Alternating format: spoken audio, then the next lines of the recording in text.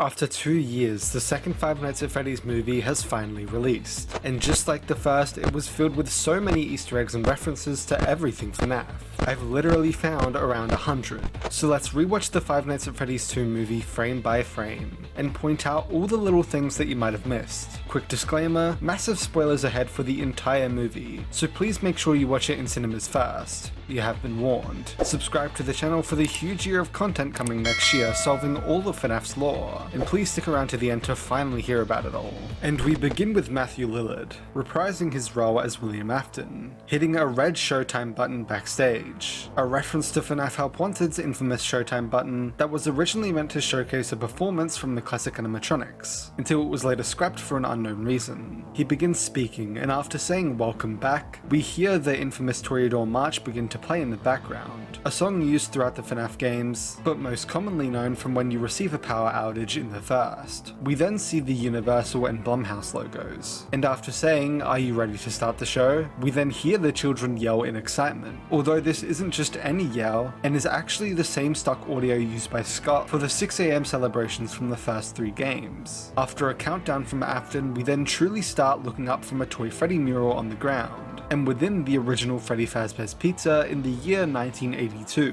already deviating from the games, where the first Freddy's location, which didn't feature the toy animatronics, and instead just the classics, only opens up in 1983, which is reiterated as recently as Ticket to Fun, which also establishes that Charlie's death in the games must happen at a Freddy's location, and so during or after 1983. So yes, these are definitely different timelines, but either way, and in our first shot looking out onto the busy location, we can see an active carousel spinning around, this being a direct pull from FNAF 2's game area, which contains this same carousel. In the games, the carousel is based off the classic designs, while here in the movies it's based off the publicly unseen prototype, now withered, designs that we'll learn more about later. We then cut to Kids Cove, the name taken directly from FNAF 2 as well, being where only Mangle resides, showcasing a pirate ship in the middle of a blue ball pit, referencing the pirate ship surrounded by a blue floor within Security Breach's Kids Cove. On the right you can also see a tic-tac-toe panel that has the designs of the Freddy's characters on it instead, for children to make their own mixes and variations of characters. Above this panel is a poster for Foxy stating, "Pull apart Foxy, put Foxy back together your way," a reference to the reason that Toy Foxy becomes the Mangle in the games, being pulled apart by their children so regularly that they decide to simply reintroduce her as a take apart put back together attraction instead.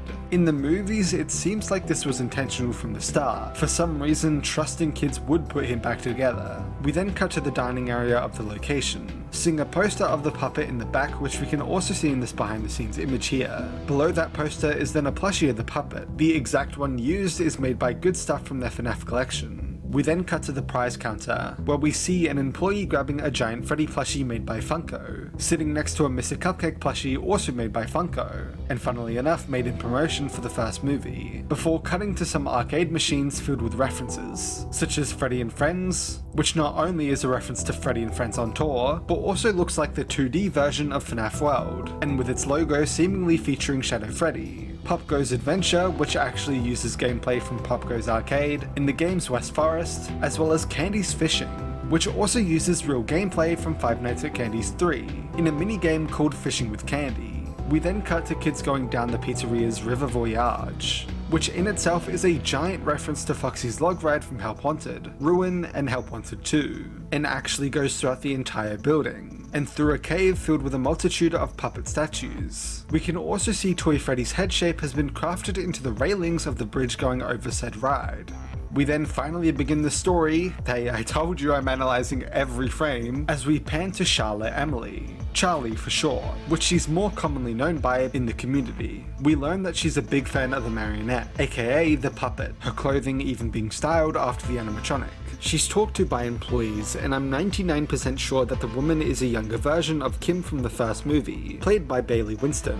After they leave, Charlie is then given a Freddy Faz cola, and I'm shocked they didn't name it Fizzy Faz, which is in a blue cup, a reference to the cup on the desk in FNAF 2 instead of the red cup that we saw in the first game and first movie.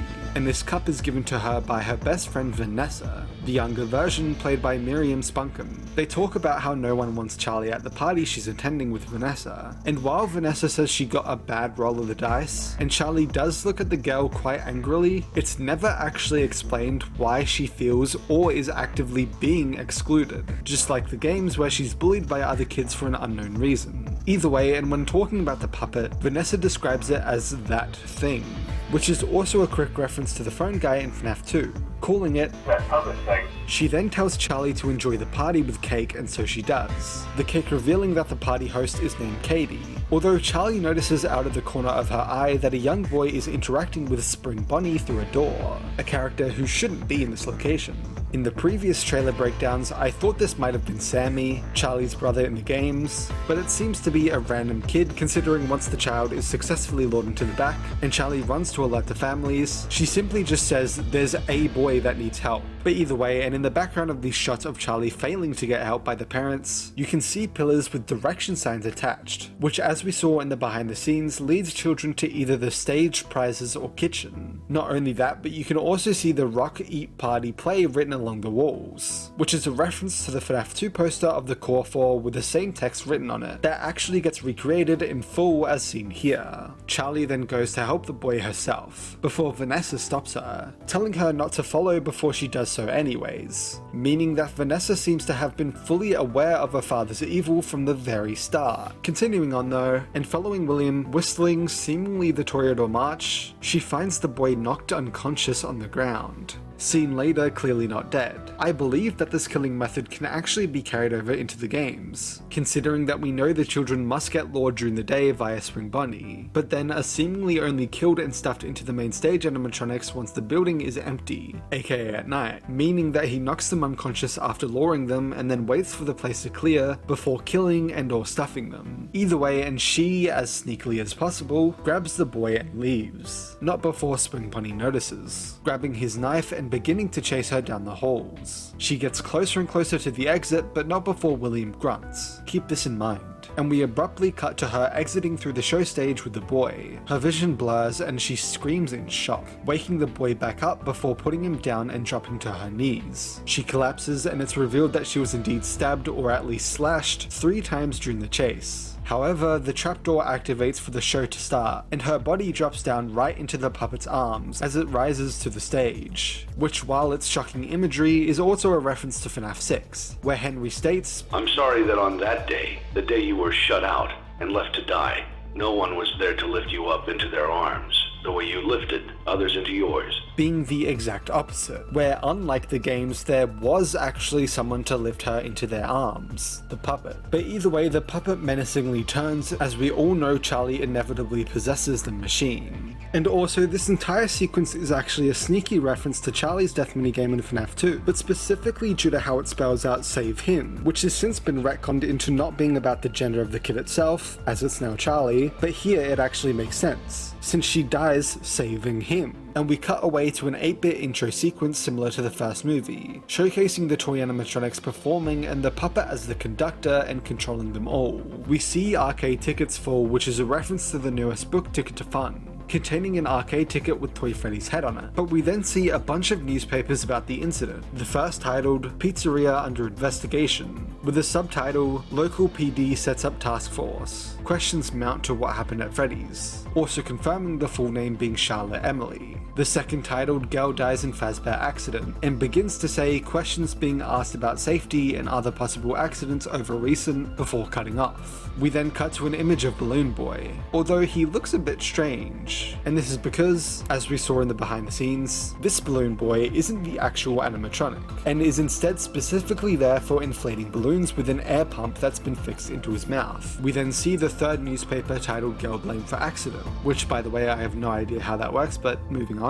The fourth titled "Foul Play Suspected in Horrific Pizzeria Accident. Detective Leading Investigation." The fifth titled "Fazbear Denies Blame, Offers Condolences," and the text around it I'll show on screen if you want to pause and read, but I want to continue the video, so. The sixth titled "Officials Clear Fazbears," says "Child Entered Restricted Area," with this text around it and a picture of the carousel. The seventh titled "Kids Mourn Freddy's, Especially the Marionette," with this text surrounding it. We then see another part of the fifth / next to the condolences newspaper, which doesn't say much besides name dropping Fazbear Entertainment and showing a picture of of the party that Vanessa and Charlie were at. We then see the 8th newspaper titled "Permanently Closed. Beloved Pizzeria will not reopen after tragic events last month," with text hard to read, only really getting this. We then see the 9th, titled "The New Freddy's Promises Bigger, Better Experience," with this text, which is about the location we saw in the first movie, as in this timeline the FNAF 2 location was the first ever location. We then see the picture from the first movie of Vanessa and Spring Bonnie together, holding the red plane that William gave her after kidnapping and murdering Garrett. And this photo is actually not the original,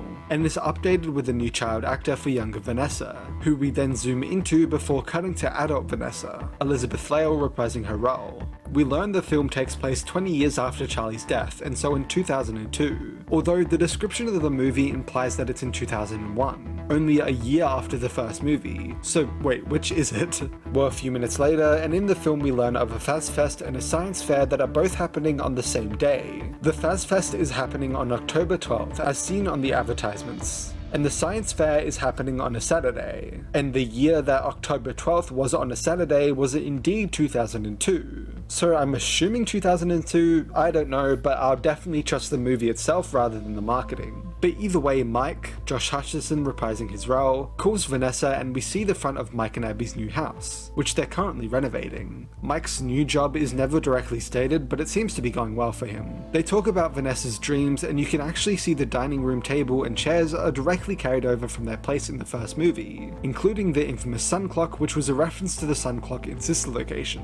After Abby, Piper Rubio reprising her role, comes out of her room, they end the call and she heads to school, while Jeremiah, Theodus Crane reprising his role, arrives to help Mike finish painting the house. The two discuss the date with Vanessa, Jeremiah saying she has crazy eyes, looking outside to see people dressing up getting ready for Fazfest, as it's revealed that the stories of the first movie have spread around town, and reignited interest in the old Freddy's locations, which is somewhat of a reference to FNAF 3, where they make an attraction at an amusement park / festival based off of the rumors and stories about the old locations. We also hear that Aunt Jane actually survived the attack, but got committed, likely to a mental asylum, due to spreading crazy stories about Freddy's and the killer animatronics, everyone thinking that she's crazy. Again, Aunt Jane being a reference to Aunt Jen from the novel trilogy. We then see that Mike kept the pictures of him, Vanessa, Abby, and the animatronics from the first movie, and brought it to the new place before cutting away to Abby recapping the first movie to her classmates. She gets off the bus with her friend, who discusses going back to Freddy's, and Abby reveals that Mike told her he's going to fix them someday. And in class, after the piece of Mr. Berg, played by Wayne Knight, tells the class about the science fair happening on Saturday, and how robotics might not be for Abby, her friend suggests she goes and fixes the animatronics herself. So when Abby gets home and helps Mike get ready for his date, before he leaves, she asks about going to Freddy's to see the animatronics, and Mike gives the same promise that he'll fix them one day, before Abby turns on the TV playing the paranormal investigator show Spectral Scoopers, featuring Lisa, played by Mckenna Grace, Alex, played by Tio Briones, and Rob, played by David Andrew Calvillo. The name of the show referencing the scooper from Sister Location, which also contains Remnant aka Ghost and Souls, therefore being a literal spectral scooper. The TV she's watching it on is different from the first movies, but is still square and now with a lamp next to it, reminiscent of the TV in the Afton house in the games, which is also across from a single chair as shown off in Midnight Motorist and Security Breach. I also find it funny that the clothing she's wearing in this scene are the same colours of Elizabeth's clothing in the games. Either way, and Mike leaves for the date, where they discuss being normal and moving on from the past, leaving Mike to tell Vanessa to try Dream Theory,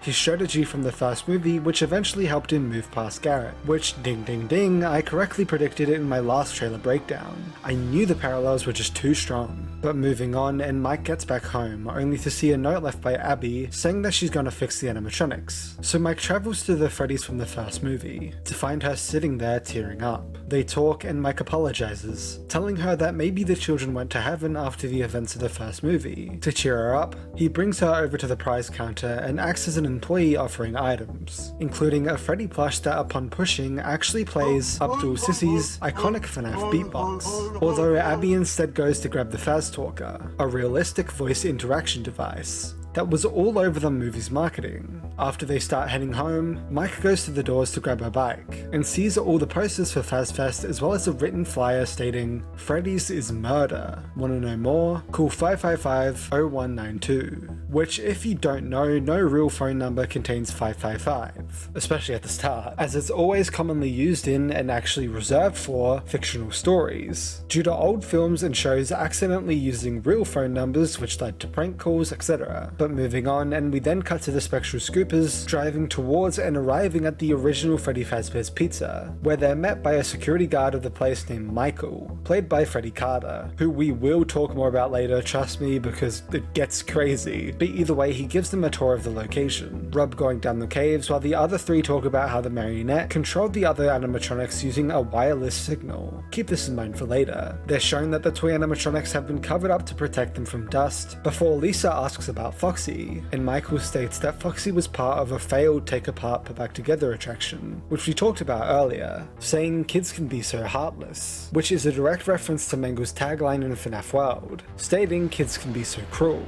Lisa then hears the puppet's music box playing My Grandfather's Clock, just like in the games, and Michael immediately knows what this means, and so doesn't reject it when Lisa says that she wants to explore more on her own. But back to Rob, and he's using an EMF reader as the lights begin flickering like it's Stranger Things, before slipping and falling into the water. Honestly, it might even be a reference to Stranger Things, because when it happens in front of Michael with Alex, he looks at the flickering as if he knows that it means that the supernatural is active. But either way, and back to Lisa, and she finds the source of the sound. In front of the puppet's music box is a smaller music box on the ground, which is continuously playing until Lisa stops it. She then listens into the box, hearing something happening, which is the puppet waking up and coming out of the box, attacking her. As just like the games, the music box needs to be playing to keep her asleep. We then cut back to Alex as Michael begins laughing, only for Mangle to come down and take Alex, literally splitting his body into pieces. Yuck. Then back to Rob, and he begins hearing stuff falling into the water before looking down to see that tons of little puppet figures are now under him and take him down, ripping him to pieces too. Which it makes sense that Charlie's agony from her death spread to all of these puppet-related items and caused them all to basically appear haunted. Michael then goes down to the puppet's box only to see the puppet has now possessed Lisa and latched onto her, literally puppeteering the body, which is a brand new ability that the puppet has for the movie universe. But who knows, maybe that also happens whenever the puppet kills in the games too. Although body swapping isn't necessarily new to FNAF in general though, as it's a thing in a ton of different installments from the games to all of the books especially. Michael then flees the building and smiles knowing that Charlie is back. And again, don't worry, we'll talk more about him later. But for now we cut away back to Abby, designing her project for the science fair, which unfortunately fails. And when she looks around at her pictures at Freddy and the gang, you can see that Mike is actually wearing the same clothing as the younger gay Mike from FNAF 4. Speaking of, Mike then walks down the hallway to hear Abby trying to communicate with the others via the Faztalker. Once again, Abby mentions Chica first and foremost. And the reason for this is actually because Chica is Piper Rubio's favourite animatronic, mainly due to her close connection to Jess Weiss, the puppeteer of Chica in the first movie, and Toy Chica in this movie. But either way, we then cut to Vanessa at spin class, and she begins seeing William in the reflection, who tells her to go faster and faster, and you can see how abusive and traumatic her childhood was, with the fact that even after all of this time she still follows his instructions and pushes herself to the absolute limit just because he tells her to. She then rushes to grab her gun before being grabbed by him, pointing the gun at who is actually an innocent man before leaving. This whole sequence could be a reference to FNAF 3, where the player, likely Mike, has hallucinations of his past while working that also jump scare him. Vanessa then rushes home and opens up a large box that reminds me of the infamous FNAF 4 box, which we were never able to open, here containing items of her childhood, including Garrett's plane, since it was given to her after William took it from Garrett. While the FNAF 4 box obviously doesn't contain Vanessa's items, since she doesn't exist that early, but I do think the childhood items being in there does help us answer what was or is inside the box, which we'll speak more about in the future videos, so make sure to subscribe for when that releases. But either way, she then shuts the blinds and turns on some white noise in order to begin Mike's dream theory and revisit her memories with her father, who she sees ominously standing in his workshop. She confronts him, only for all the doors to begin to slam open and close as he appears right in front of her, causing her to try and leave her house, deathly afraid of her father, who seemingly drunkenly shouts that she's his favorite, that he loves and cares about her in his own twisted way, likely as an asset to him, and less in the loving parent way, as he continues to state that to him she has a purpose, before he then, in the kitchen now, pulls a knife out and begins chasing after her.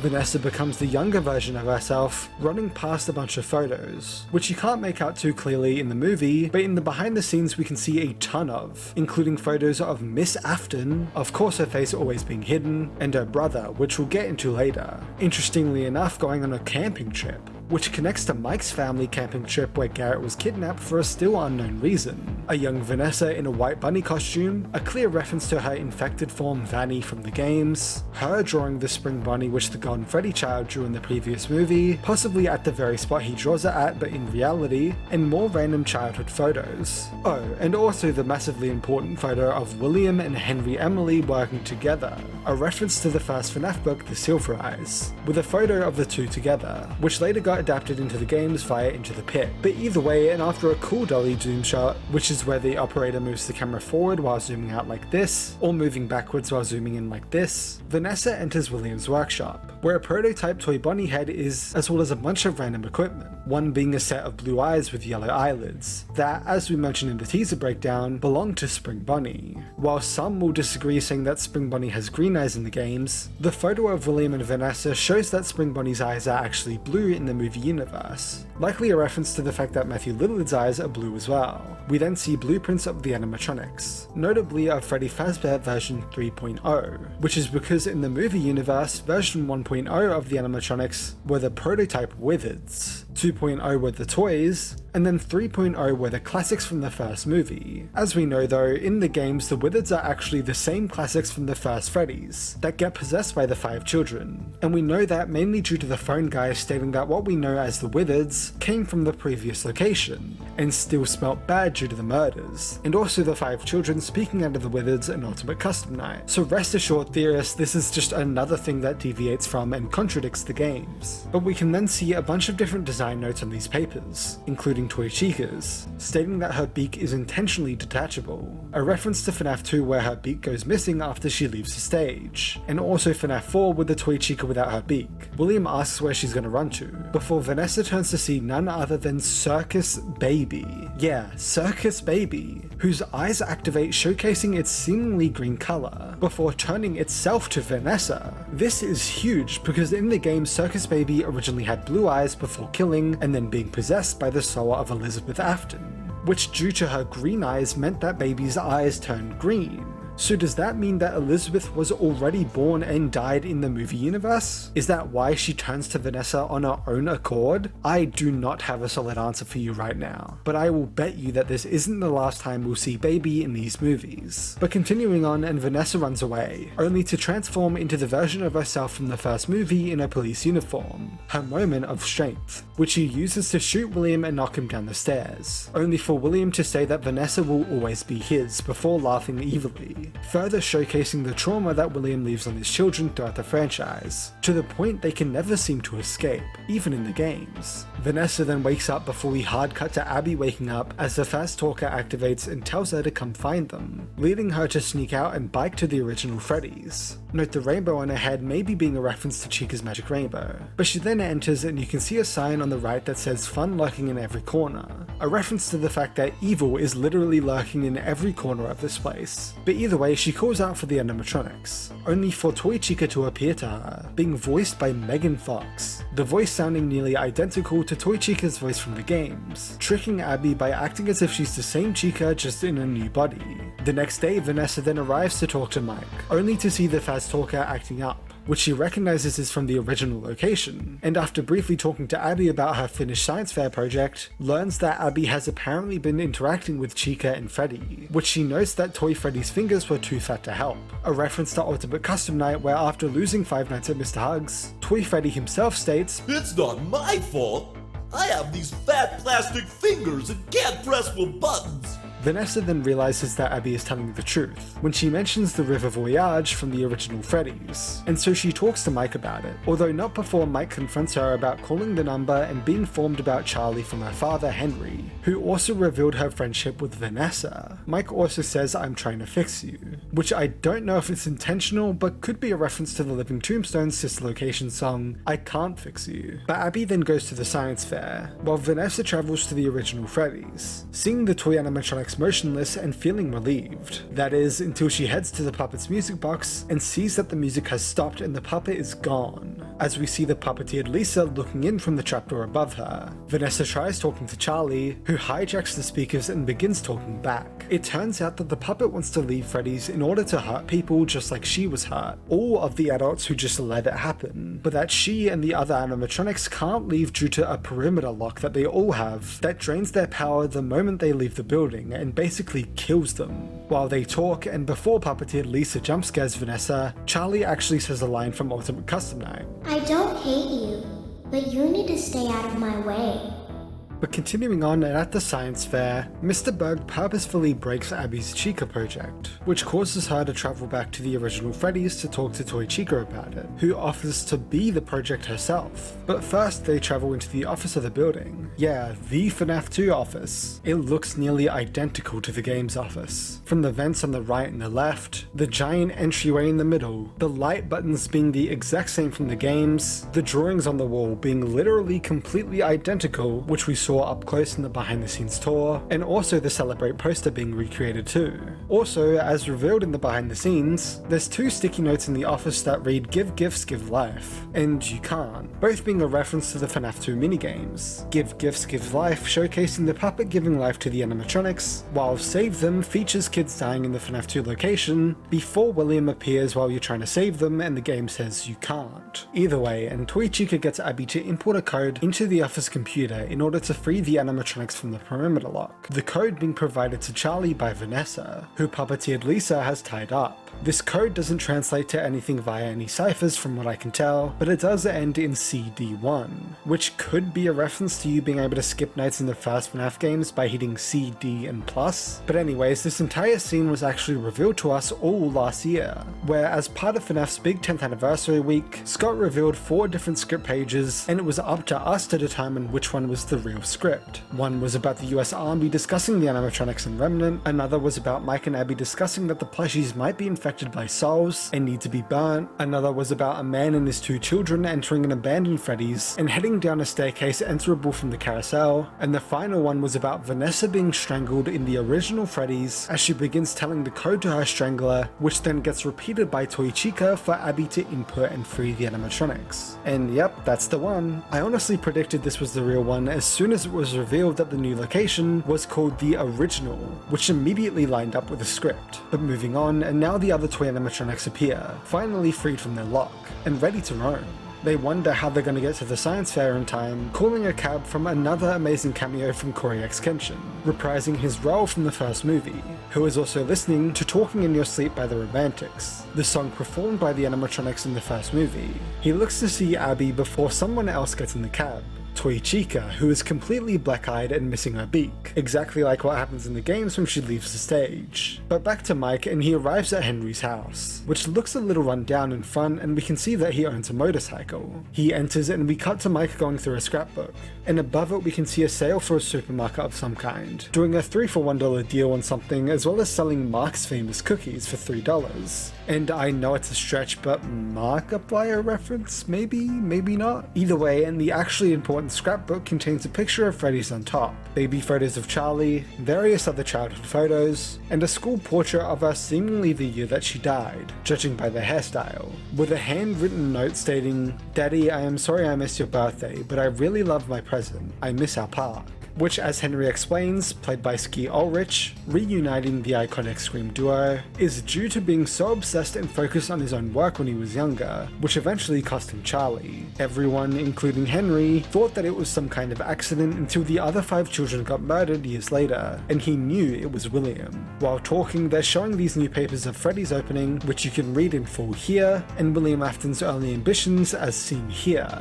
Also, hidden in the background when Henry gives one of the papers is another newspaper newspaper titled Afton Robotics, The Hidden Side, interestingly meaning Afton Robotics has already come and gone by this point in time. So with this and Circus Baby activating on its own, is it possible that the events of this location have already happened? But either way, Henry talks about his guilt, being blindsided by his ambition that even with the best of intentions, he didn't see the devil right beside him. Although before he can continue, Mike finds a newspaper about the river ride at the original Freddy's, and Mike questions it since he obviously didn't see one in the first movie. He realizes that Abby drew the river ride earlier and calls the science fair only to learn that Abby isn't there anymore. So he quickly grabs his things and heads to the original Freddy's. Before he leaves though, Henry gives him a special music box that helped Charlie sleep when she was younger, revealing that this is the real reason why the puppet goes to sleep to the sound of the music box. Mike arrives at the original Freddy's and sneaks in through the back, finding the withered animatronics sitting idle, which by the way look absolutely fantastic and completely accurate to the games. Either way, and Abby arrives at the science fair with Toy Chica, and after Mr. Berg embarrasses her due to thinking it's someone in a suit, Toy Chica says that she's going to talk to him. So after getting his keys, Mr. Berg starts heading back to the fair before hearing something coming from the storage closet, listening in before being jump scared and thrown in by Toy Chica. Mr. Berg rushes to hide elsewhere in the dark room, but it's no use once Toy Chica sets her eyes to flashlight mode to scan the room and find him under some desks. She then picks him up and literally squishes his head to puppet.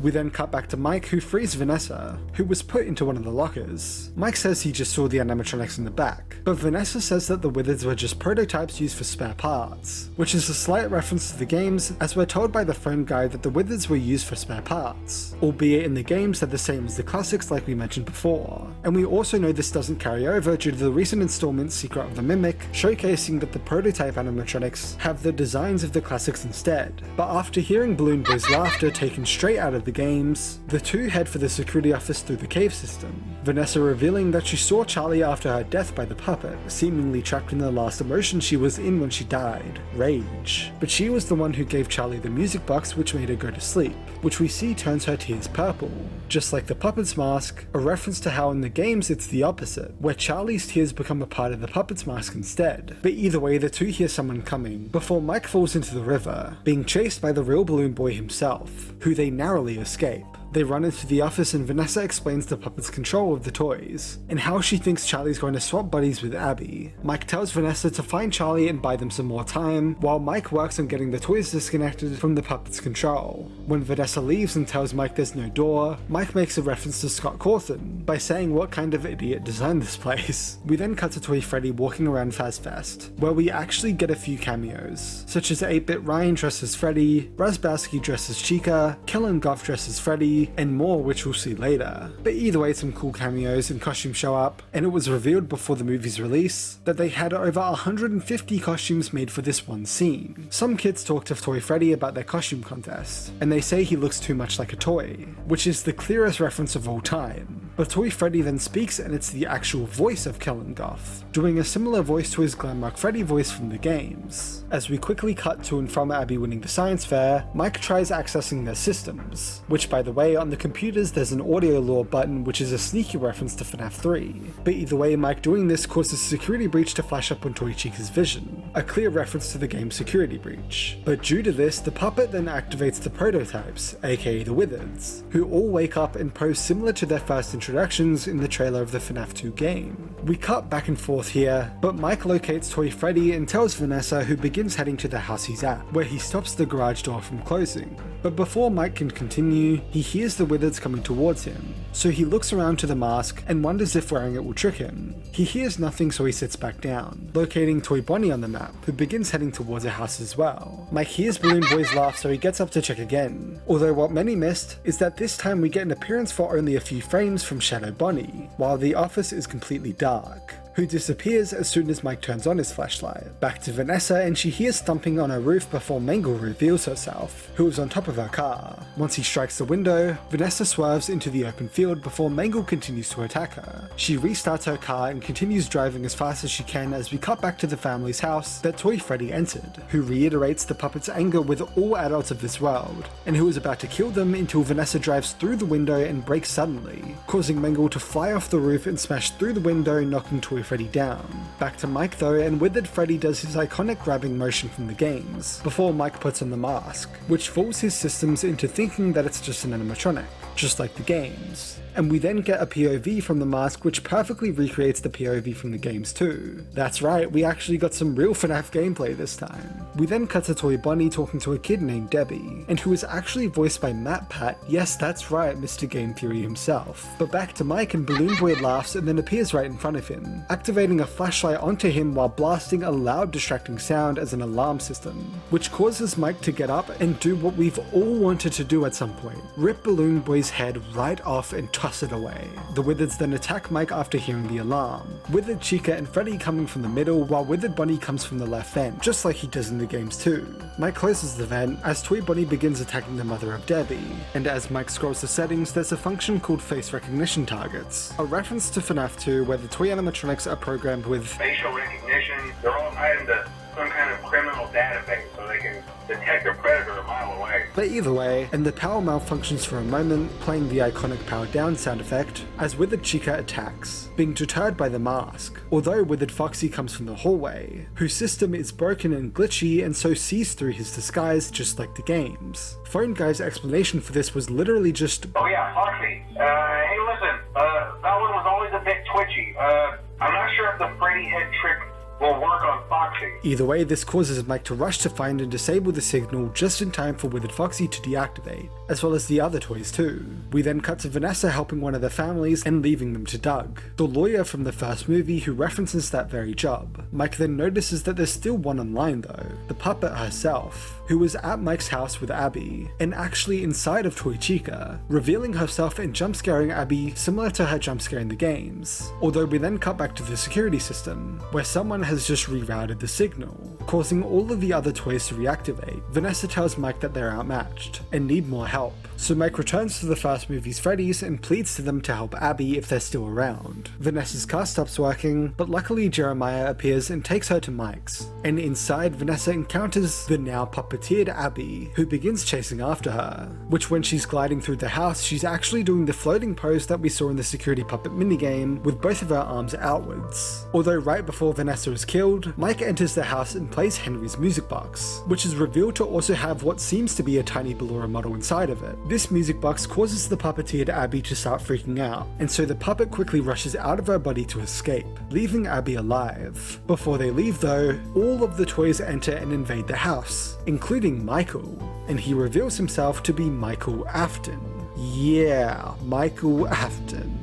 Scott split Mike into two characters in the movie universe. Although some are confused by this decision, I do think it makes more sense when you look at it as if Scott split the game Mike's morality into two. Mike Schmidt is the lost older brother who feels guilty and responsible for his brother's death, trying to redeem himself when he can, aka the hero side of his character. Meanwhile, Michael Afton is the bully brother who makes constant jokes and is forever scared by his father, and so follows his instructions no matter how twisted or dark they are, aka the more grey area side of his character. But either way, and this is why Michael is wearing purple clothing under his employee jacket, a reference to Michael Afton's clothing in Sister Location, which even his hair copies from as well. Michael reveals that he's continuing his father's legacy, and was the one who started up Fazfest after Aunt Jane rekindled interest in Freddy's, so that the animatronics can easily blend in. Although when we cut back to Fazfest, we see a cameo of Dorco, dressed as Bonnie, and Bazza, dressed as Foxy. Vanessa and Michael confront each other, Michael saying that they both have a purpose as William's children, and that they will always be his. Which, by the way, this entire speech from Michael reminds me of Scrap Baby's speech in FNAF 6, about doing what William wants them to do, fulfilling their legacies, and killing everyone. But either way, Vanessa rejects this idea, and Michael tells the toys to just kill them, although suddenly they hear Foxy's humming from the first movie, a reference to his humming in the games, as all of the classic animatronics from the first movie appear and take down all of the toys. Foxy destroys Toy Bunny, Freddy destroys Toy Freddy, Bunny destroys Mangle, and Chica destroys Toy Chica, although interestingly revealing Toy Chica's chest cavity which looks similar to a springlock suit. And this was actually referenced in the first movie, where Vanessa states that the springlocks were in all of the original models, which would of course include the toys in this universe. But either way, while this is a reference to the books, which I'll expand upon in a moment, as others have pointed out, this is also a reference to one of the most viewed FNAF videos on YouTube, 5 Funky Nights at Freddy's 2, 2, an animation showcasing the classics versus the toys. Michael runs out of the house only to be knocked down by Jeremiah, while inside the animatronic's power starts to drain, and they start to die. Golden Freddy's possessor, played by Grant Freely again, appears and tells them that they're moving on, that the bodies are unsuitable now, and that they're going to heaven. He then tells Mike that when they leave, he won't be able to hold William anymore, and that he'll eventually get out, stronger than before. This line immediately screamed Ultimate Custom Night to me, and that the Golden Freddy spirit was keeping William in a similar endless nightmare state since the spring locking, keeping him trapped until now. Once the children disappear and the animatronics are offline, Mike and Abby leave with Jeremiah before telling Vanessa to stay away from them, since he can't trust her anymore, with a Michael reveal putting Abby in danger yet again, and more. When they go outside, we see that Michael is now gone, and when we cut back to Vanessa, we watch as the puppet slithers over to her, and now puppeteers Vanessa, cutting away as the cliffhanger ending to lead into FNAF 3. Although before we get into the credits and after credits, I should mention that a lot of this movie, and especially the ending, is a giant reference to the second FNAF book, The Twisted Ones. Within it, the new animatronics go around town killing random innocent people, ending with the classics physically fighting the new threats and defeating them, the human antagonist disappearing, and a main protagonist revealed to be body swapped in some way. Sounds familiar, doesn't it? But either way, the credits begin, playing the absolute banger that is It's Been So Long by the Living Tombstone. Just like the first movie played their first FNAF song, the second movie plays their second. Although we then get a mid-credits scene, which opens up at the first movie's Freddy's as 3 people enter. They talk about how the whole place is being demolished tomorrow, so they're grabbing what they can for the haunted house. They call for their friend Ethan, who reveals to them that he found another room and found one, a real one, which is then revealed to be Springtrap, freed from Golden Freddy's cage and ready for revenge as his left eye activates blue, which is actually a callback to how Golden Freddy, aka Fredbear's right eye in the movie universe, activates blue. This entire sequence is a direct reference to FNAF 3, where Phone Dude and co go into the Freddy's locations, finding whatever authentic relics they can before, quote, Some guy who helped design one of the buildings says it was like an extra room that got boarded up, or something like that. So we're gonna take a peek and see what we can find, but I have an even better surprise for you. You're not gonna believe this. We found one. A real one. It's even possible that due to Ethan copying Phone Dude's lines, that Ethan is now the canon name of the Phone Dude, although that's not all, as when we return to the credits we hear a speech from Henry himself, as a direct reference to FNAF 6's speeches, even starting with Leaving Dead Space, 3, 2, 1. Just like the games, Henry reveals that he was William Afton's business partner, confirming it does carry over into the movie universe too, and that he can still track all of the animatronics, warning him that the puppet is coming after him before the audio cuts out and the end of the movie, and alas the end of our breakdown. But don't fret, because while we will have to wait for FNAF 3 to likely release in 2027, judging by the release schedule so far, I have an entire year of content ready for you in 2026. Take a listen.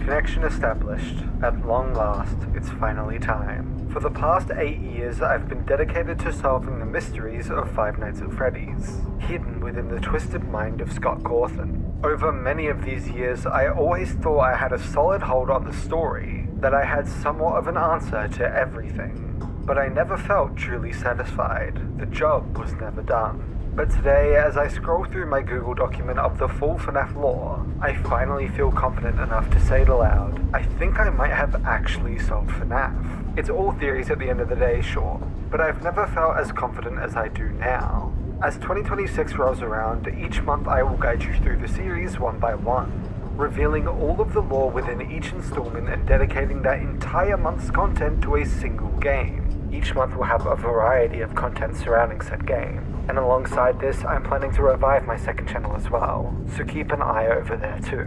But either way, all of the lore being solved throughout the months will help us reach the complete conclusion on December 19th at 5 PM UTC, with the entire FNAF timeline. A concept returning after a long 5 years that I swore I wouldn't do again until I had done this. I hope you're all prepared to enjoy a mountain of content, and even if you disagree with what I present, I hope I at least give you something new to think about. On the 10th of January at 5 PM UTC, it's finally time to begin the journey to the end, and communication.